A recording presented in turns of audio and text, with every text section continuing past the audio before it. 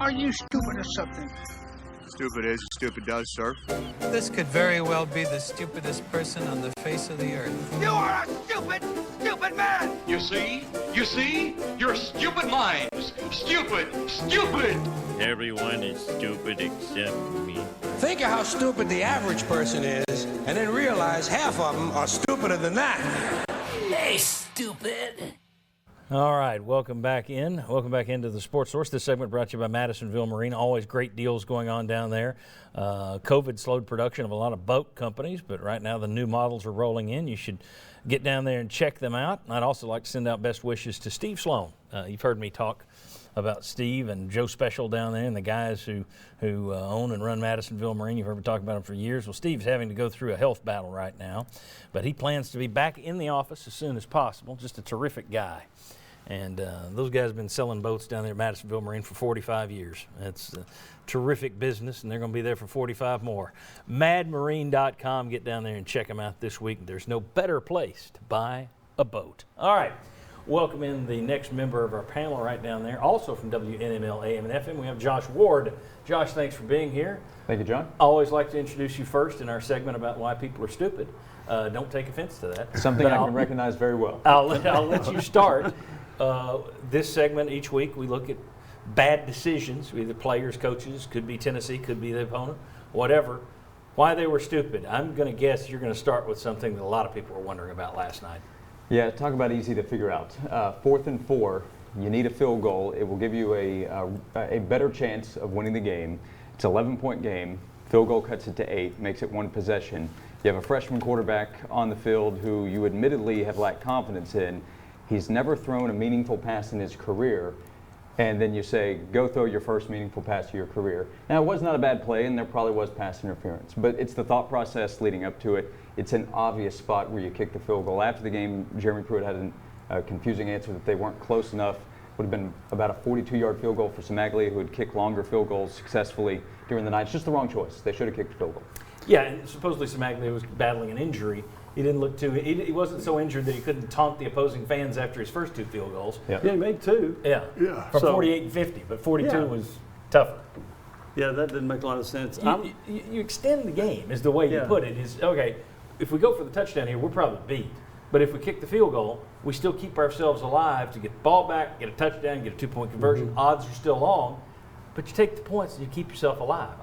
Well, 2 weeks ago here in this very segment, it was a 4th and 2 play against Alabama, and why they were stupid was you needed a touchdown in that spot, and instead they kicked a field goal. So in a spot where you actually do need the field goal, and a tougher spot for a quarterback who's less experienced, you'd try to go for a touchdown, which you're also not guaranteed to get. You're still a ways back from the end zone. Here's another reason you get it to one possession game. Felipe Franks is capable of making a stupid play. Yes.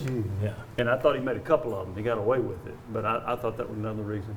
Any other stupids? Well, and I'm going to go with one that also has to do with the field goal, and I guess this could certainly be arguable, but I thought late in the game when Tennessee was just dinking it over the middle, they had like right at 2 minutes left, and they had Harrison Bailey in the game. I thought as soon as you got in field goal range, kick the field goal. It may have been 28, right. May have been 32, maybe 37 seconds. If you kick the field goal there, look, the odds of winning this are remote, right? So kick the field goal, try to get the onside kick. If you get it, maybe you can throw a Hail Mary or 2 to give you a chance. But I would have tried to kick the field goal as soon as I could to preserve as much time. Once you ran it down as far as it was, the last pass you threw was with 4 seconds left, right? So, I mean, you had no chance to win at that point. So I would have tried to kick the field goal and conserve some time. I'll be honest, I don't think they were trying to win. I believe they put in Bailey and said, hey, this is your 2-minute drill. We're going to see how you do. I think they had resolved to lose at that point in time. Is that your stupid? Yeah, well, it could be. I had plenty. I had the first half. You know, you're at the 15-yard line. You've thrown it 8 plays. You have a quarterback you don't trust, and you're up 13-0, 30 seconds left, and you drop back for a pass. Yeah. I was just my breath was taken away. I was like, I texted somebody and said, thankfully they sacked it. We didn't get a chance to throw it. It didn't make sense. The tone of the game, where you were, you take it into the house. You don't do that. Your whole first half had been about playing it close to the vest, being conservative. Don't do anything to get us beat. Right. And down there, last play of the half, deep in your own territory, Now let's get us beat. Yeah, take a shot. To me, that's a small thing in the grand scheme of things, and it didn't burn them. But what the hell are you thinking? But it's decision making, right? It's the decision making of what are you doing with this game? Where are you? Do you not get the tempo of it? Do you not feel it? That there's certain things you should or shouldn't do. And then my other stupid was just the Arkansas's offensive coordinator. Yeah. The first half amazed me. I mean, they didn't get much.